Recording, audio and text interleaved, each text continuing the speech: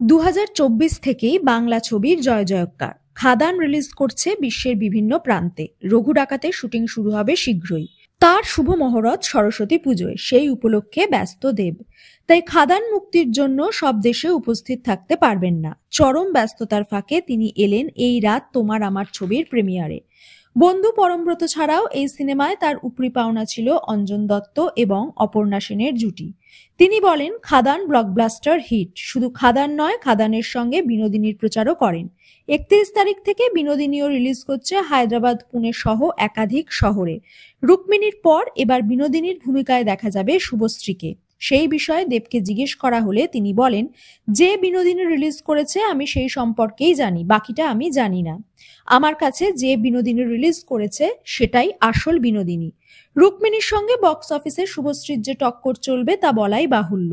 এদিকে ১ বছর বিরতির পর ধারাবাহিকে ফিরছেন শ্রীপর্ণা রায়। আঁচল ধারাবাহিক থেকে তার কেরিয়ার শুরু।